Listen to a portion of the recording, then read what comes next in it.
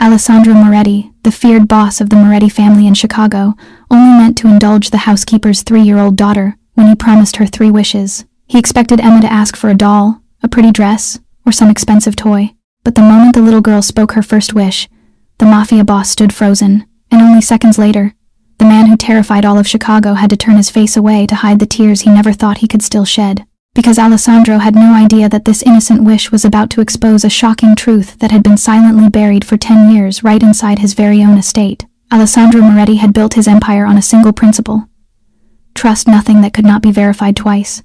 At 39, he stood at the head of the Moretti family in Chicago, a name spoken with lowered voices in the darker corners of the city. His father had died before Alessandro turned 20, killed by a man who had shared his table only a week earlier. His older cousin, once his closest ally, had disappeared with $3 million and a list of names that took the family nearly 2 years to recover. In the 15 years since taking over the empire, Alessandro had buried more allies than most men attended weddings. Betrayal had stopped surprising him. It had simply become part of the arithmetic. His estate sat on the northern edge of the city, a stone fortress surrounded by iron gates, motion sensors, and men who never smiled. Cameras watched every corner of the property from angles the household staff had never mapped. 2 guards stood at the front gate at all hours. 2 more patrolled the gardens. A private security office ran 24 hours a day from a converted wing near the kitchen, though most employees believed it was simply an old records room. The mansion itself held 42 rooms, 4 fireplaces, an art collection worth more than most galleries owned, and a wine cellar that had been cataloged 3 times by different specialists. Yet visitors often described the house the same way: beautiful, but cold. The kind of cold that could not be corrected by turning up the heat. Alessandro had never married. He had never fathered children. Whatever softness he might once have carried had been folded away years ago, tucked into some private drawer along with the last photograph of his mother. He rarely dined with anyone. He rarely laughed. When he walked the long corridors of his own home, the household staff learned to step aside without looking up. He could not have named most of them if asked. Housekeepers, gardeners, cooks, and drivers moved through the estate like weather. They arrived, they worked, they left. That was the shape of it. Every practical matter of the household passed through one man: Marco Bellini, chief butler and administrator of the estate's finances and personnel. Marco had served the Moretti family for more than 10 years. He knew the wine order, the tax filings, the security roster, the maintenance contracts, the payroll ledger, and every quiet complaint the staff had ever whispered behind closed doors. He handled leave requests, disciplinary matters, and hiring. He signed for deliveries. He kept the books balanced to the penny. He answered his phone at any hour, and had never once raised his voice above a measured murmur. More than anyone else in Alessandro's life, Marco was trusted absolutely. Not because Alessandro loved him. Alessandro was not certain he loved anyone anymore, but because Marco had made himself indispensable through a decade of quiet competence, and in a world built on suspicion, quiet competence was the closest thing to loyalty a man could find. And so Alessandro Moretti slept behind fortified walls each night, surrounded by servants he could not name, protected by a man he had never truly seen. A house can hold everything a man owns, and still hold nothing that belongs to him. Among the many quiet lives inside the Moretti estate, 2 moved so softly that most guests would never have noticed them at all. Sophia Carter was 30 years old, and had worked at the estate for 3 years. She had come to the household with a single suitcase, a set of references from a hotel that had closed, and a face too tired for someone her age. Her husband had left before their daughter was born. Her parents had died within 11 months of each other during the same winter, and her only brother had drifted out of contact so long ago that she no longer knew what state he lived in. She had no one to call in an emergency. She had no one to leave her child with while she worked. When she interviewed for the position, she had almost not mentioned Emma. She had been afraid the child would cost her the job. But the woman who conducted the interview, a senior housekeeper named Margaret, had listened without interrupting, and then explained that the estate sometimes allowed live-in arrangements for reliable staff. Sophia had wept quietly on the bus ride home that afternoon, not from sadness, but from a kind of relief she had almost forgotten existed. The arrangement had one condition, stated clearly and repeated more than once. Emma could live in the rear staff quarters with her mother, but she was never to enter the main residence. The corridors, the library, the dining room, the study, the private wings, all of it was off-limits. Emma had accepted this rule the way small children accept the shape of a room. She simply understood that some doors were not hers. Sophia was among the hardest workers on the household roster. She rose before the sun each morning and was already folding linens or scrubbing marble by the time most of the other staff arrived. She stayed late whenever she was asked, which was often. On many nights she returned to the small rear apartment only after Emma had fallen asleep, and she would sit for a moment on the edge of the narrow bed just to watch her daughter breathe before finally allowing herself to lie down. Emma had grown up in the shadow of a very grand house without ever truly living inside it. She knew the servants' corridor and the laundry room and the small courtyard where the gardeners took their lunch. She knew the kitchen door that opened onto the herb beds and the wooden bench where the older housekeepers rested their feet. She did not know the marble staircase or the library or the study, and she had never asked to see them. Her belongings could be counted on one hand: a few picture books, worn thin at the corners, a small tin of crayons, a cloth rabbit with mended ears, one of them stitched twice with different colored thread. Sophia had taught her that things could be loved for a long time without needing to be new. Emma was gentle, polite, and unusually devoted to her mother. She said please and thank you to everyone, even the delivery men. In those early years, Alessandro Moretti did not know either of them existed. Alessandro's first true glimpse of Emma came on an ordinary evening in early autumn, the kind of evening he would not have remembered under any other circumstance. He had taken the back stairs from his study to avoid a call he did not wish to receive. The service corridor was narrow and dim, lit only by the amber glow spilling from the kitchen doorway ahead. He stopped there, half hidden by the frame, because something in the small scene beyond had caught his attention without his permission. An elderly gardener named Thomas sat on the wooden bench near the herb door, his cap in his lap, his shoulders bowed with the particular weariness of a man who had worked outdoors his entire life. On the bench beside him sat a very small child with fair hair tied into an uneven ponytail. She held a single cookie in both hands as though it were something breakable. Alessandro watched her break it in two. She studied the pieces for a moment, then offered the larger half to the old gardener. Thomas began to shake his head, but the child pushed it toward him with such calm insistence that he finally accepted, murmuring something Alessandro could not hear. The little girl ate her smaller half slowly, one careful bite at a time, as though rushing would have been an insult to the sharing. Alessandro stood in the corridor longer than he meant to. A week later, in the same corridor at a different hour, he came upon the child again. This time she was kneeling on the floor in front of a housekeeper whose shoelace had come loose. The housekeeper, a heavy-set woman well into her 50s, was laughing softly and shaking her head. The child's fingers were far too small for the task, and the lace kept slipping through them. She tried 3 times, 4 times, her tiny brow furrowed with such seriousness that Alessandro almost smiled without knowing he had. The housekeeper finally reached down and tied it herself, thanking the child with a gentle pat on the head. The little girl accepted the thanks with a solemn nod, as though a great responsibility had been transferred to more capable hands. That night, alone in his study, Alessandro found himself staring at the fireplace without reading the papers on his desk. Some days later he saw her shoes. She was crossing the courtyard behind her mother, and the light caught her heels in such a way that he could see how thin the soles had become. One had worn nearly smooth, the other had begun to crack along the seam. He mentioned it, almost offhandedly, to Sophia. He said that one of the assistants could pick up a proper pair by the weekend. Sophia thanked him with careful politeness, then knelt beside her daughter and repeated the offer in words a child could understand. Emma listened, considered, and shook her head. "Mommy says we shouldn't take expensive things just because someone else is rich," she said. Her voice was quiet but perfectly clear. "The shoes still work." Sophia went crimson.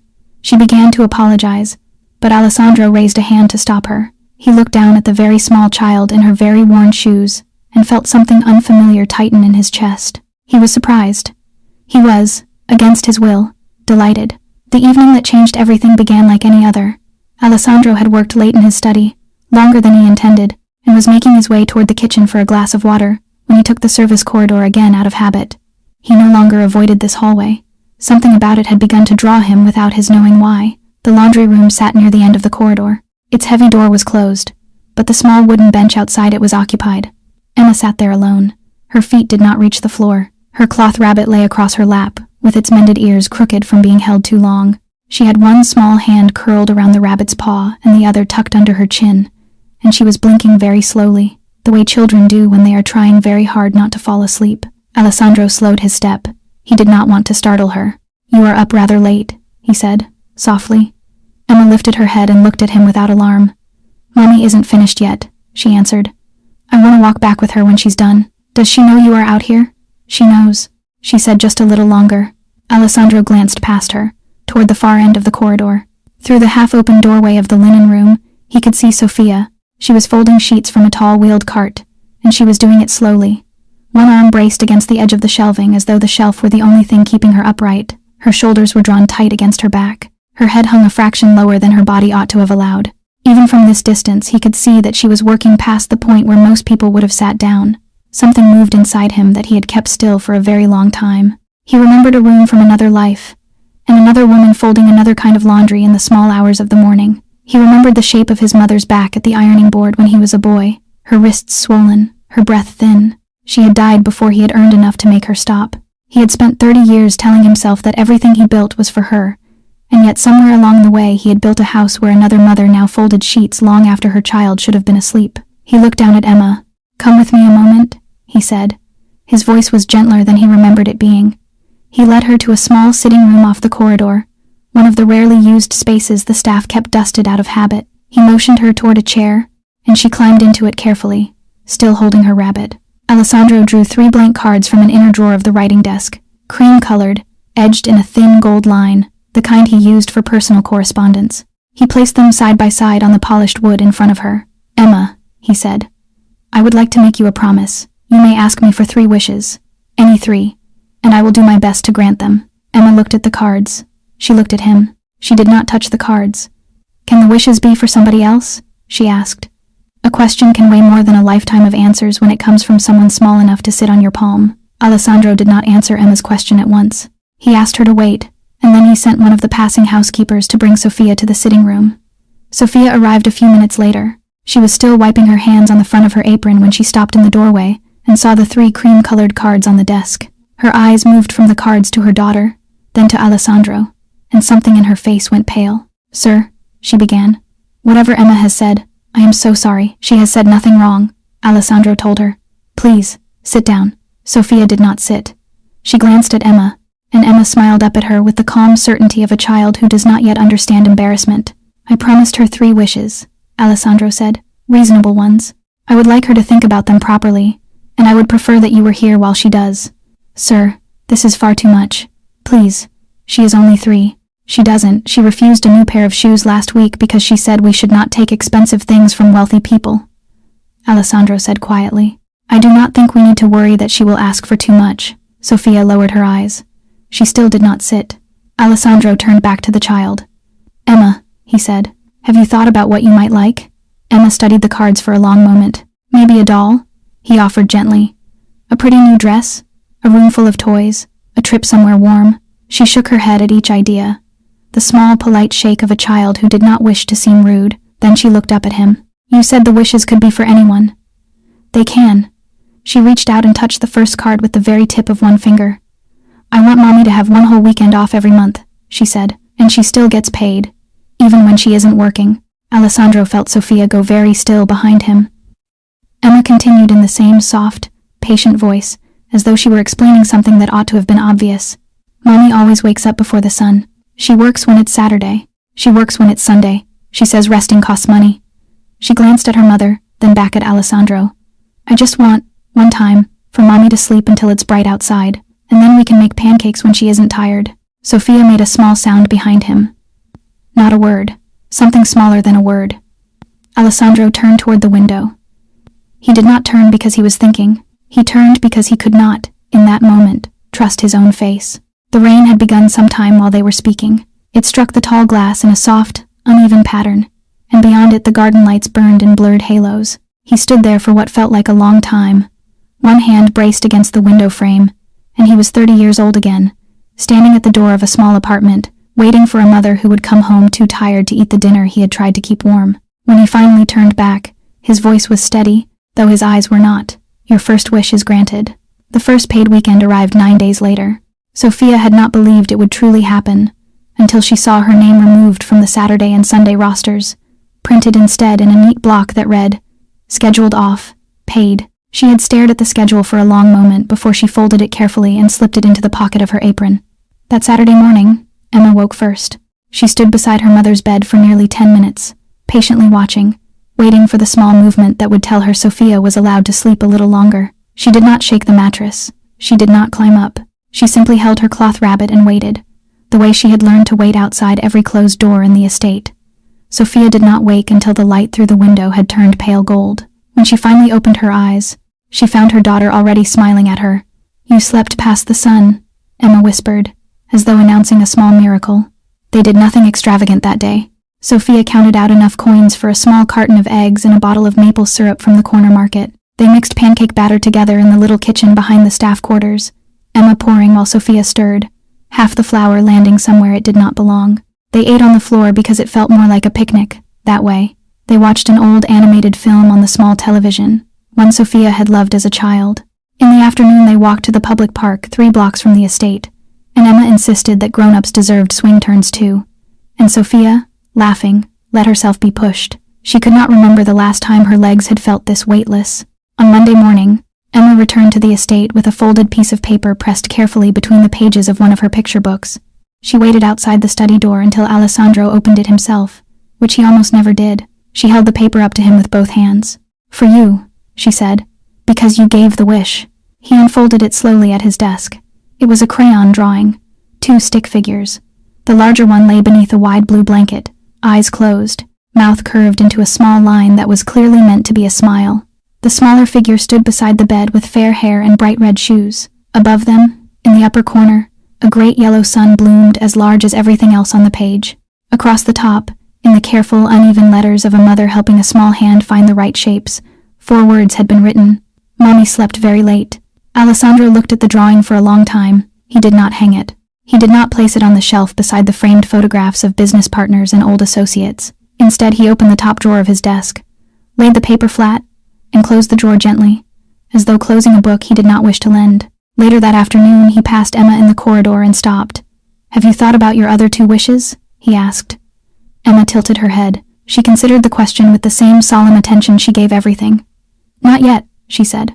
"Mommy is still using the first one." Alessandro caught himself smiling before he remembered how long it had been since he last did. Marco Bellini arrived at the study on Tuesday evening, carrying a slim folder and an expression of measured concern. He knocked twice, waited for permission, and stepped inside with the quiet competence that 10 years of service had polished into a kind of art. He set the folder on the corner of Alessandro's desk, poured himself no coffee, and stood with his hands folded in front of him until Alessandro looked up. "You seem troubled, Marco." "Not troubled, sir. Careful." Alessandro closed the ledger he had been reading. "Sit." Marco sat. He did not open the folder immediately. "I want to raise something with you, sir, and I would rather raise it now than later. It concerns the housekeeper, Miss Carter." Alessandro's expression did not change, but his hand paused briefly against the edge of the desk. "Go on." "I looked into her employment history after the weekend arrangement was confirmed. Standard practice, nothing more. I found something I felt you ought to know." Marco laid one fingertip on the folder without opening it. "In the past 2 years, Miss Carter has contacted the payroll office 4 separate times. Each time she asked about paid leave for long-term staff, whether it existed, whether she would qualify, whether unused days could be carried into a new year." He allowed a small pause. "I am not raising this to accuse anyone, sir. I want that understood." "Then what are you raising it for?" Marco lowered his eyes for a moment, the way a man does when he wishes to appear reluctant to speak. "The child is 3 years old, sir. 3. When I heard what she asked for, I confess I was moved. Anyone would have been. But I have been thinking about it since, and I cannot make the arithmetic work in my head. A wish for a paid weekend, phrased exactly the way an adult would phrase it, from a girl who is not yet old enough to tie a shoelace on her own." He looked up again. "Children repeat what they hear. I only wonder whether Miss Carter has been repeating certain things within earshot of her daughter, perhaps for some time, perhaps hoping that one day the right ear would happen to hear." He let the silence do the rest of the work. Alessandro did not answer immediately. He looked past Marco toward the closed drawer of his desk, where a crayon drawing lay folded beneath a leather blotter. He thought of Emma's careful, patient voice, and of the way she had refused shoes and cookies and comfort, with the same quiet certainty. He did not believe what Marco was suggesting. He did not want to believe it. But suspicion was not something Alessandro Moretti had ever been able to switch off at will. He had watched a cousin embrace him one week and empty his accounts the next. He had watched a friend accept a gift on a Tuesday and testify against the family on a Friday. He had watched every soft thing in his life be used against him, again and again, until softness itself had come to feel like a warning. "I appreciate your discretion, Marco." "Of course, sir. Pull her file. Every note, every request, every scheduling change. I want it on my desk by tomorrow morning." "Yes, sir." Marco rose, inclined his head, and left the room without another word. Marco delivered the file himself the following morning, a little before 9. He set it on the corner of the desk with the same careful precision he brought to every task, then stepped back and folded his hands. Everything you requested, sir. I took the liberty of arranging it in chronological order. Alessandro opened the folder without a word. The file had been prepared with the smooth thoroughness of a man who had done this kind of work 100 times. Every page was labeled. Every date was underlined. Every attachment carried a small note in Marco's neat, unhurried handwriting. The first section confirmed what Marco had already reported: 4 separate inquiries to the payroll office over roughly 2 years. Each one asked in slightly different words about paid leave for long-term staff. None of them had been rude. None of them had demanded anything. But they had been repeated. The second section was more damaging.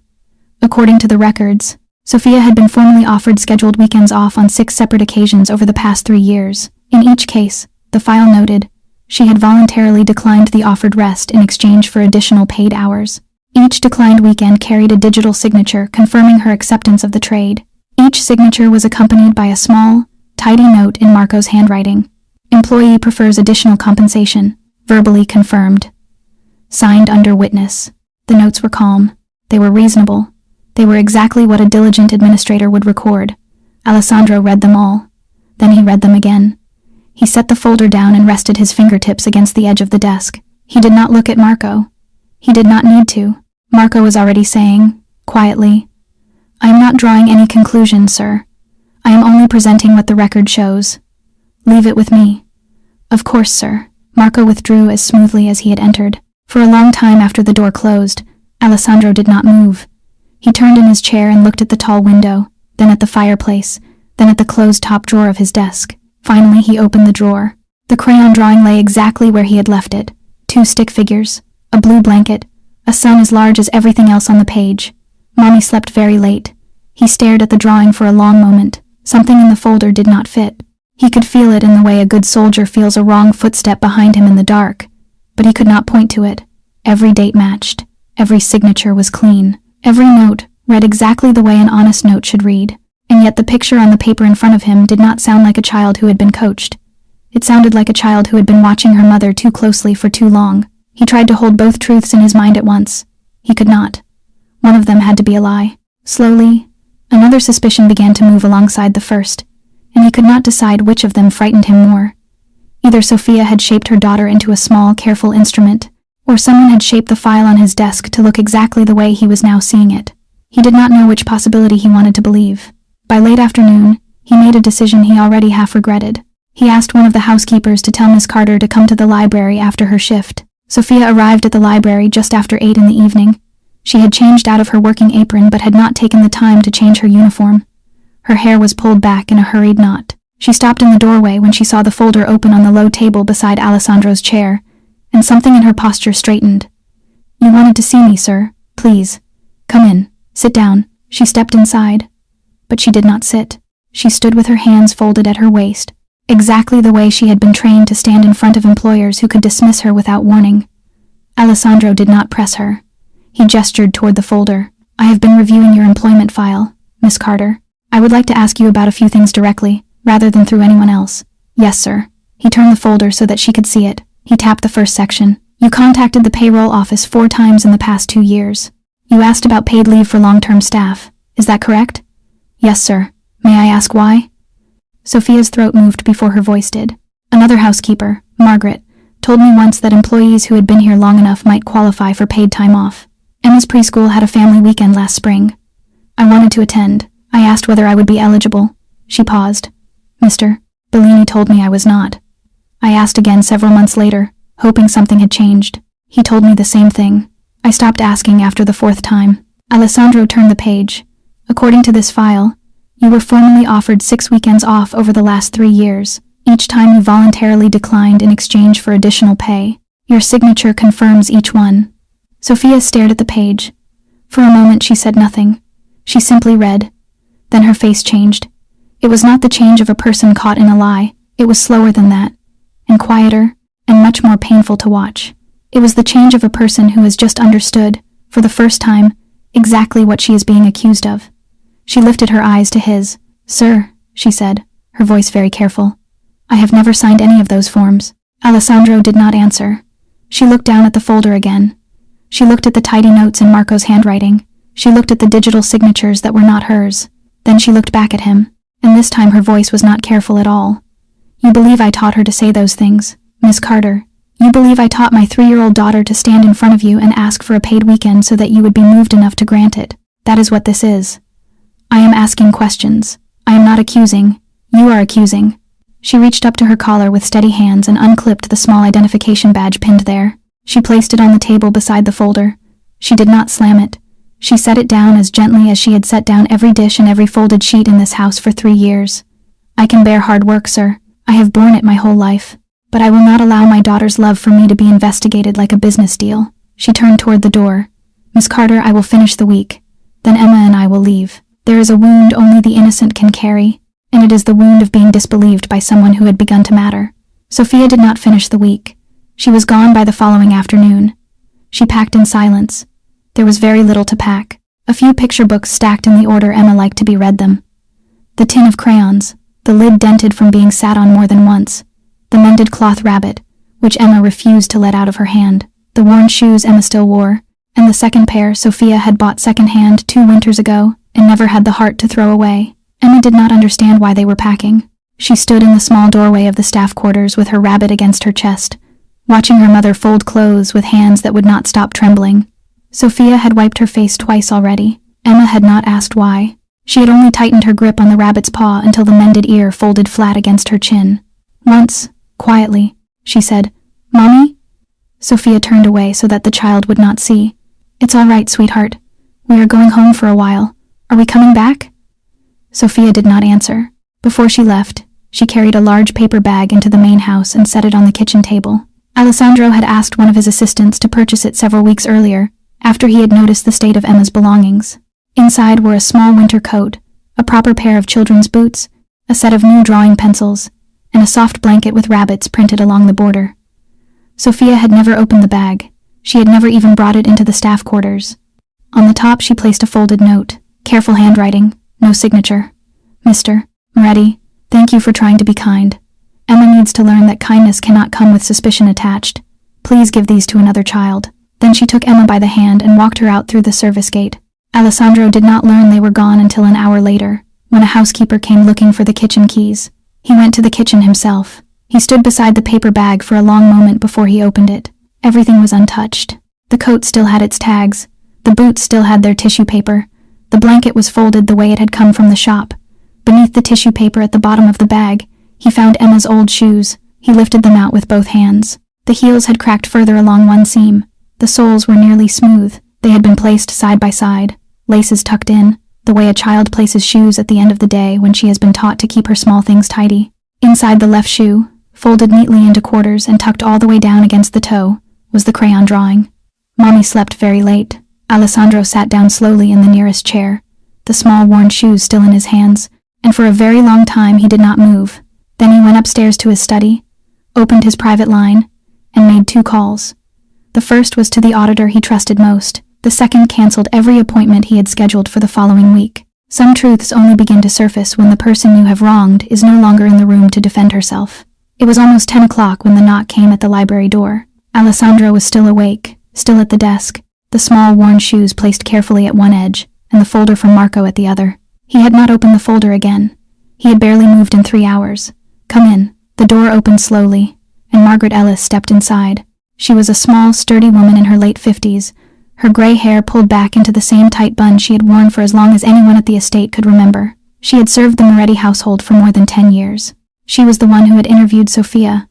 She was the one who had told Sophia that a child could sometimes be allowed to live in the rear quarters. She had never spoken to Alessandro in his private study before, and she did not step past the threshold now. "Sir," she said.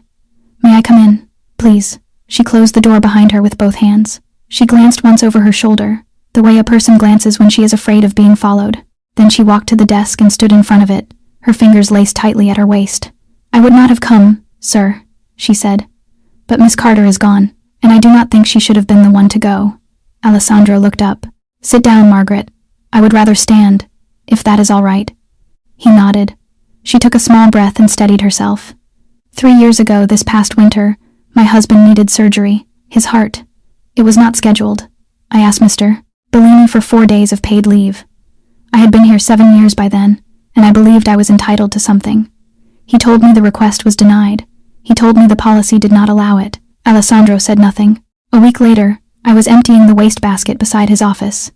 I found my request, unsigned, never entered into the system. It had been thrown away the same day I gave it to him. Her voice did not shake, but her eyes glistened. I did not say anything, sir. I was afraid. My husband recovered. I needed the work. But after that I began to watch. She reached into the deep pocket of her cardigan and drew out a small notebook. It had a soft cloth cover, worn at the corners, and a rubber band around it to hold the pages closed. She placed it on the desk. I wrote down everything, she said. Every request I heard about that was denied. Every person who was told the rules came from you. Every message the staff sent one another when a leave request disappeared. I kept it because I hoped one day someone would ask. Alessandro slid the band off the notebook with careful fingers. He turned the pages. Names, dates, small phrases in the corners. A gardener denied a funeral day. A cook denied a Christmas evening. A driver's wife in the hospital. A young maid whose sister had been in a car accident. Beside each entry, in Margaret's steady handwriting, the same 3 words appeared again and again. Mr. Bellini said. He turned another page. And another. Sophia's name appeared 17 times. A house begins to unravel from the moment one person finally decides to write the truth down. Alessandro did not summon Marco that night. He had spent too many years at the head of a dangerous family to make the mistake of showing anger before he understood the ground beneath his feet. Anger would only warn Marco. Silence would keep him still. Instead, before Margaret had reached the corridor outside the library, Alessandro was already lifting the private line. By midnight, 3 men had arrived at the estate through the service gate. 2 were forensic auditors he had used for sensitive family matters twice before. Neither had ever spoken publicly about their work. The third was Nico, a soft-spoken systems specialist who had grown up 2 streets from Alessandro and would, if asked, walk through fire for the family without pausing to ask why. Alessandro gave 3 instructions. Freeze every account Marco Bellini has access to. Every ledger, every schedule, every personnel file, every camera log. Do it without touching the interface he sees. When he sits down at his terminal in the morning, everything must look exactly as he left it. But nothing he types can save. Nico nodded once and disappeared toward the administrative wing. You two, Alessandro said to the auditors, will work from the small conference room. I want the household personnel system compared line by line against this. He placed Margaret's small notebook on the table. Every date, every name. Especially the 17 entries from Miss Carter. The senior auditor picked up the notebook the way a surgeon picks up an instrument. By when, sir? By breakfast. They worked through the night. Alessandro did not sleep. He sat in the study with the door open a hand's width so that any change in the household would reach him. He listened to the estate breathe around him for the first time in years, and he realized how little of it he had ever actually heard. At 6:40 in the morning, the senior auditor came to the door. He was carrying a printout thick enough to require both hands. Sir, you will want to see this. Alessandro cleared the desk. The auditor laid the pages down and turned them one by one. Sophia Carter had submitted 17 written leave requests over 3 years. All 17 had been received into the system with a valid timestamp. All 17 had then been altered within minutes of arrival. Some had been marked as employee withdrawn. Others had been reclassified as voluntary shift swaps. 6 had simply been deleted, then re-entered later that same night as offers she had declined in exchange for extra pay. Every alteration had been made under a single administrator password, Marco's. Many of the changes had been made between 1 and 3 in the morning, hours when no legitimate scheduling work was ever done. The auditor turned another page. There is one more thing, sir. The rule prohibiting household staff from using the estate vehicles for personal transport. We searched every approved handbook, every signed memorandum, every board minute going back 12 years. It does not exist. It was never approved by you. It appears in the staff instructions binder as an addendum in Mr. Bellini's own hand, presented as your personal directive. Alessandro stared down at the pages for a long moment. He thought of a small girl in worn shoes walking through rain because her mother had believed she was not allowed to accept a ride. His voice, when it came, was quiet. Leave it all with me, the auditor withdrew. Alessandro did not stop with the personnel files. He instructed the 2 auditors to move next to the household finances. He wanted every ledger, every invoice, every wire, every reimbursement request Marco Bellini had approved in the past 3 years laid out on a table where a man could see the whole shape of them at once. By late afternoon, the small conference room had filled with paper. The senior auditor stood at the head of the table with his sleeves rolled to the elbow. His expression had shifted at some point during the day, and Alessandro could see the change the moment he stepped into the room. This was no longer the face of a man reviewing scheduling irregularities. This was the face of a man who had found something much older and much colder, hiding underneath. Sir, he said, you should sit down for this. Alessandro did not sit. The auditor began at one end of the table. For roughly 3 years, small amounts have been leaving the estate operating budget, none of them large enough on their own to raise a flag. A repair invoice inflated by 7%. A landscaping contract padded by a few $100s each quarter. A wine order billed twice, once through the correct vendor and once through what appears to be a phantom subsidiary. Individually, nothing. Cumulatively, over 3 years, more than $400,000. He turned to the next stack. Every diverted payment travels through one of 4 shell companies. On the surface, they look unrelated, but when we trace their registered agents, their office addresses, and the accountants who filed their returns, all 4 eventually connect to a single holding entity. He tapped the printed page. The holding entity belongs to the Romano family. Alessandro felt something inside him go very still. The Romanos. He knew the name the way a man knows the name of a disease his father had died from. The Romanos had been circling the Moretti territory for years. Careful, patient, never quite provoking a full response, always waiting for a moment of weakness. Twice in the past 18 months, shipments Alessandro had believed to be perfectly protected had gone wrong at exactly the wrong point in the route. Once, a meeting he had thought was known to only 4 people had ended with 2 of those 4 dead in a parking garage. He had blamed himself. He had blamed carelessness. He had never blamed the man who arranged his coffee every morning. Continue. The auditor took a slow breath. The money is the smaller part, sir. When we cross-reference the dates of the diverted payments with entries from the security office logs, a pattern appears. On each of the days a payment was routed to a Romano shell, Mr. Bellini accessed either the security roster, the transport schedule, or your personal calendar within the same 24 hours. He laid 3 sheets on the table. He was not stealing from you. He was being paid for information. The theft was a courier fee. The real product was you. Alessandro looked down at the papers. 10 years. 10 years of quiet coffee brought to his desk. 10 years of a familiar voice at his shoulder murmuring, as it always did, "As you wish, sir." 10 years of a snake wearing the shape of a friend. He closed his eyes for one breath. When he opened them, his voice was perfectly level. "Who else knows what you have found?" "No one, sir. Only the 3 of us in this room. Keep it that way, until I say otherwise. Some betrayals are so old that by the time you see them, they have already outlived every friendship you thought you had." The auditors were still packing their files when Alessandro turned to Nico. "Pull every corridor camera outside my private office. 6 months back, all of it. That is close to 100 hours of footage, sir. Then we begin tonight." They set up in the small security annex behind the kitchen, a room Marco had never been invited to enter. 2 monitors, 2 chairs, a pot of coffee that neither of them touched. Nico ran the footage at 4 times normal speed and slowed it whenever a figure appeared in the frame. For nearly 2 hours, they saw nothing unusual. Housekeepers in the early morning, a gardener carrying tools past the wrong doorway, Alessandro himself entering and leaving at expected hours. Then, on a timestamp 4 months old, Nico's hand went to the keyboard. "Sir," the frame showed the corridor outside the private office at 11:43 at night. The office door was closed. The hallway was empty except for a single figure kneeling on the marble with a bucket beside her and a wet cloth in her hand. Sophia. She was scrubbing a mark near the baseboard. Her uniform was rumpled at the sleeves. Even through the low-resolution feed, Alessandro could see how tired she was. She dipped the cloth in the bucket, wrung it out, and pressed it back to the marble with the slow determination of someone who had already been on her feet for 14 hours. Then the office door opened. Marco stepped out. He closed the door behind him with the careful noiselessness of a man who did not wish to be heard. He was carrying nothing visible in his hands, but he tucked something into the inside pocket of his jacket before he turned into the corridor. He froze when he saw her. Sophia looked up. For perhaps 2 seconds, the 2 of them held each other's gaze. Sophia's expression did not change. She was too tired to be curious, too used to men in this house passing through corridors at strange hours to think anything of it. She lowered her eyes and returned to scrubbing. Marco walked past her without a word. He did not look back. But halfway down the corridor, at the very edge of the frame, he glanced over his shoulder. The camera caught his face for 1 clear second. He was not angry. He was calculating. Nico paused the footage. Alessandro stared at the still image for a long moment. She did not know what she saw. "No, sir." She kept scrubbing, but he knew that she had seen him. "Yes, sir." Alessandro rose from the chair and walked slowly to the small window. Outside, the estate gardens lay quiet under the security lights.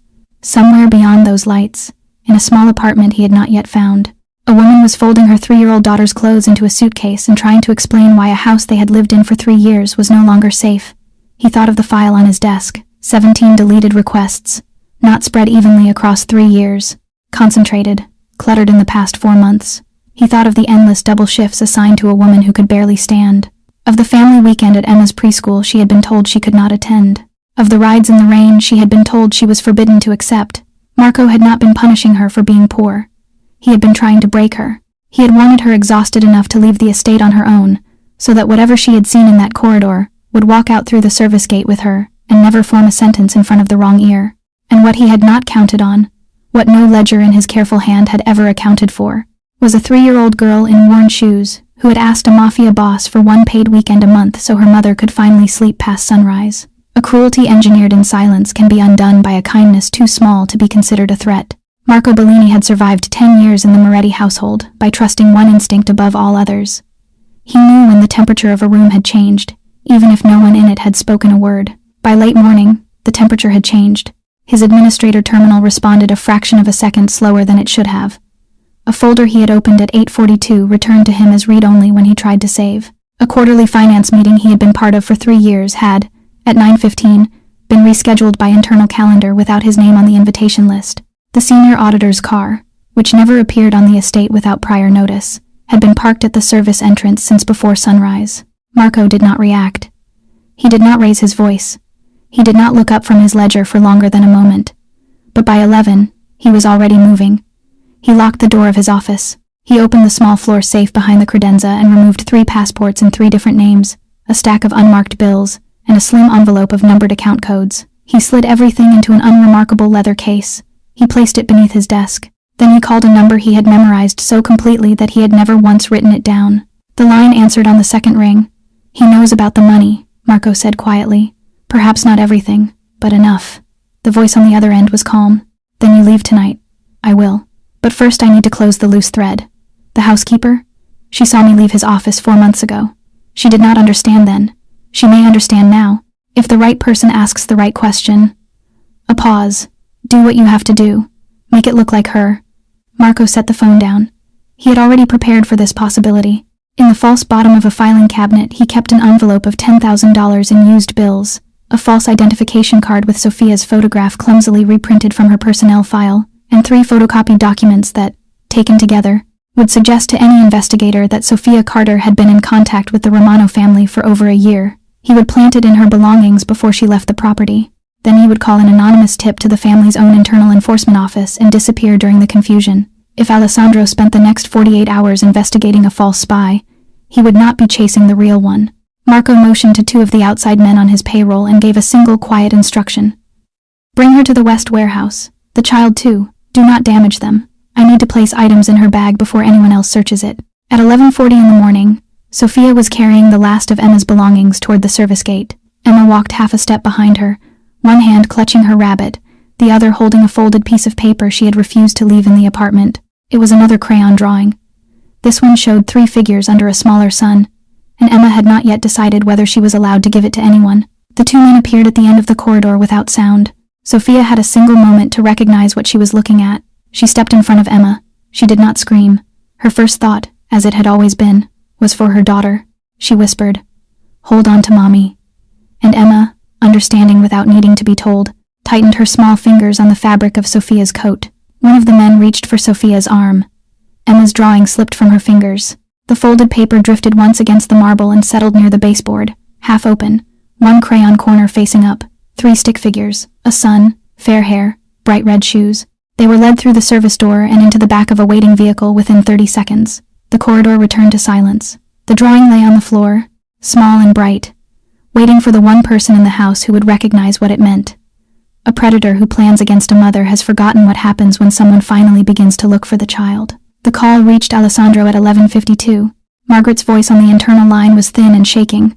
"Sir, Miss Carter and Emma are gone. Not through the front, through the service corridor. There is something on the floor you need to see." He was already moving before she finished speaking. He reached the corridor within a minute. He saw the small folded paper against the baseboard before he saw anything else. He knelt without thinking about the marble against his knee, and he lifted the drawing between 2 fingers. 3 stick figures, a sun, fair hair on the smallest one, bright red shoes. Something inside him that had been closed for a very long time cracked open with a sound only he could hear. For years, Alessandro Moretti had been afraid of only one thing: losing his empire, territory, reputation, control. He had trained himself not to fear the loss of any single person, because in his world people were taken from you constantly, and grief was a luxury a man in his position could not afford. Standing in that corridor with the small paper in his hand, he felt, for the first time in more years than he could count, the specific and terrible fear of losing someone. Not something, someone, two of them. He rose to his feet, and his voice, when it came, was very quiet and very cold. "Nico, pull the last 30 minutes from every gate camera, now." The footage took less than 4 minutes. A dark sedan registered to one of Marco's outside contractors had left the west service gate at 11:43, moving without hurry. It had turned south on the access road and disappeared past the tree line. Alessandro was already in the front seat of his own vehicle when Nico called through the earpiece. "Sir, that plate, traced to an address in the Western Industrial District. A shell company. It owns an abandoned warehouse off Ellery Street. No electricity billed in 18 months. But there is a private utility line still active. Send everyone. Quietly. No sirens. Nothing that reaches the perimeter before I do." 3 vehicles followed him. 6 men, hand-picked from among those who would have died before speaking to the Romanos. None of them asked questions. The warehouse sat at the end of a cracked service road, its windows painted black from the inside, its loading bay chained. A single service door on the north wall showed the faint gleam of a lock recently oiled. Alessandro's men fanned out along the walls without a sound. He gave one gesture, and the door was opened. Inside, the air smelled of concrete dust and machine oil. A single lamp lit the center of the empty floor. Sophia sat tied to a wooden chair beneath the lamp, her wrists bound in front of her, her uniform still creased from the morning's packing. Her eyes were red but dry. Emma sat in her lap with the cloth rabbit pressed to her chest, her small face buried in her mother's shoulder. Marco Bellini stood 10 paces beyond them, hands in his coat pockets, perfectly composed. He did not startle when he saw Alessandro. He almost smiled. "You should not have come alone, sir." "I did not." Marco's eyes moved briefly to the shadows near the walls, and something in his face slackened at the edges. 10 years, he said. Not to Alessandro, not to anyone in particular, just to the concrete floor between them. 10 years I stood at your shoulder. I ordered your car. I balanced your books. I saved your life twice, and you never said my name unless you needed something. I was never a partner. I was a coat rack. I was a set of hands. His voice tightened. Do you know what it feels like to be invisible in the house you built for another man? A wound left to fester for 10 years does not need a knife to finally cut someone. Marco lifted his eyes. And all of this, he said, his voice unraveling at the edges. All of it, because you finally decided to notice a 3-year-old girl and her housekeeper mother. 10 years I stood beside you, and it took a child's cookie and a pair of worn shoes to make you open your eyes. Alessandro did not move toward him. That was your mistake, Marco. My mistake. You believed the people who had no power did not matter. He took a single slow step forward, angling his body between the wooden chair and the far end of the warehouse. You served me for 10 years. In 10 years, you never once looked down at the woman who scrubbed the floor under your feet. She was invisible to you the way you say I made you invisible. That is why she saw what you did 4 months ago, and thought nothing of it. And that is why, when I finally began to see her, I began to see you. Marco's hand moved half an inch toward the inside of his coat. Alessandro's fingers brushed the face of his wristwatch. The signal was small enough that no one in the room saw it happen. But everyone in the darkness beyond the lamp had been waiting for exactly that motion. The warehouse erupted. The lamp above the chair swung wildly as bodies moved through the dim outer edges. 2 of Marco's men appeared from a doorway to the left, weapons already rising, and were down before they cleared the frame. A muffled shout came from the loading bay, then a heavier sound, then silence. Somewhere behind Sophia, glass broke. The lamp jerked once and stayed on. Alessandro did not lunge for Marco. He lunged for the chair. He reached Sophia in 3 strides. He pulled Emma from her lap in one motion, gathered her against his chest, and turned his back to the far end of the warehouse so that his own body was between the child and whatever might come from that direction. Emma made a sound half like a cry and half like a question. He pressed her small head into the crook of his neck. I have you, he said, low against her hair. I have you. A single shot cracked from somewhere near the loading bay. Alessandro felt something hot pass along the top of his shoulder. Not the deep cold of a serious wound, the thin, bright sting of a graze. He did not loosen his grip on the child. 2 of his men were already at Sophia's chair, cutting the cords at her wrists. She rose unsteadily and reached for her daughter, and Alessandro placed Emma back into her arms as carefully as if he were setting down something made of glass. Get them out. Through the north door. Do not stop. They were gone within seconds. The last of Marco's men went down near the far wall. Alessandro's men closed in on the center of the floor. Marco stood alone under the lamp. He looked, for the first time in 10 years, exactly his age. "Alive," Alessandro said quietly. His men understood. They took Marco to the floor without ceremony. There was one short, sharp sound, and one longer one, and then the sound of a body being turned onto its stomach and cuffed with the kind of restraints that had never left a Moretti holding room without a full confession. Alessandro walked past him without looking down. He stepped out through the north door into the pale afternoon light. Sophia was already on her knees on the gravel, her arms wrapped around Emma, whispering the same words over and over. Alessandro pressed his palm briefly to his shoulder. The wound was shallow. It would keep. He walked toward them without saying anything at all. A man who has finally learned what he cannot afford to lose will place his own body between it and every bullet in the world. They returned to the estate in a small, quiet convoy. Alessandro allowed the family doctor to close the graze on his shoulder in the corner of the kitchen, while Sophia sat 2 rooms away with Emma asleep against her chest. He would not go upstairs until the wound was dressed. He would not send anyone else to speak to Sophia in his place. That evening, well after the household had settled and the outside auditors had left with their sealed folders, he walked to the rear staff quarters alone. He knocked at the small door. Sophia opened it with Emma still asleep on her shoulder. "May I come in for a moment?" She stepped aside. The apartment was almost empty. The suitcase still sat by the door. The books had been repacked. He stood just inside the threshold, aware of the smallness of the room and of the fact that he had never once before entered the space where the people who kept his house alive actually lived. "Miss Carter," he said, "I owe you an apology, and I would like to give it to you before I ask you for anything." Sophia said nothing. She lowered Emma gently into the small bed against the wall and drew a blanket over her, and only then did she turn to face him. "I doubted you," he said. "I looked at a folder prepared by a man I had trusted for 10 years, and I chose to believe it over what my own eyes had already told me about you and your daughter. That is the first thing I am sorry for. It is the smaller thing." He drew a breath. "The larger thing is this. Marco was able to do what he did for years because I did not look. I spent 30 years defending my empire and not one afternoon watching the people who make coffee for me every morning. He stole from you, from Margaret, from the gardeners, from the drivers, from a dozen others, and he stole from all of you inside a house that carries my name. He could not have done it if I had been paying attention. That failure is mine." Sophia stood very still. "I am asking you to come back," he said, "but I will understand if you cannot." For a long moment she did not answer. She looked at her sleeping daughter. She looked at her hands. "I will come back," she said finally, "but not for privileges. Name your condition. No exception for me. No special hours. No quiet arrangement that disappears the moment attention moves elsewhere. Every worker in this house must receive what I have been denied. A leave system that cannot be altered by one man. Written records no one can quietly erase. An independent line for complaints that does not pass through a supervisor. Safe transportation home after night shifts. And the rule against staff using the estate cars, the one Marco invented, must be gone." "Agreed. All of it. Beginning tomorrow. In writing. In writing. Signed by me. Posted in the staff corridor by morning." Sophia's shoulders eased for the first time that day. 2 weeks later, when the new system had begun to settle into the rhythm of the household, Alessandro asked her to take a position none of the staff had held before, senior household supervisor, with authority to review scheduling alongside an independent payroll firm. She hesitated. She did not want to be seen as rewarded for a wound. Then Margaret spoke from the kitchen doorway. "You are the one who knows what it feels like when no one listens." Sophia accepted. A house rebuilt around one person's dignity will hold every other person more gently for it. Several months later, the Moretti estate had changed in ways a visitor would not have noticed at first glance. The gardens still looked the same. The stone walls still rose above the same iron gates. But inside the corridors, the people had begun to walk differently. Housekeepers spoke to one another without lowering their voices. Drivers offered rides without waiting to be asked twice. Cooks went home at the end of their shifts, instead of finding one more task that might save them from a written reprimand. Margaret Ellis finally kept the medical appointment she had postponed for 2 winters.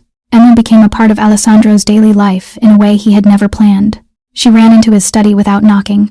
She brought him drawings when the ink on them was still wet. She placed cookies broken into 2 uneven pieces on the corner of his desk, and she always kept the smaller piece for herself. She sat on the sofa in the corner while he worked, her cloth rabbit tucked under her chin, sometimes falling asleep before the last call had ended. He had once believed that soft things in a man's life were the openings through which the world hurt him. He was beginning to understand something different. Some losses cannot be healed by locking every door. Some can only be healed by finding someone worth keeping the door open for. One afternoon, Alessandro carried the 2 remaining wish cards out to the garden. Sophia stood laughing with one of the newer housekeepers by the herb beds. Emma sat cross-legged in the grass, arranging pebbles into an uneven circle. He knelt beside her and placed the cards on the grass between them. "Emma," he said, "you still have 2 wishes left. Anything you want, a trip somewhere, a room full of toys, a pretty dress, 100 books, anything." Emma looked at the cards. She looked up toward her mother, still laughing near the herb beds. She shook her head slowly.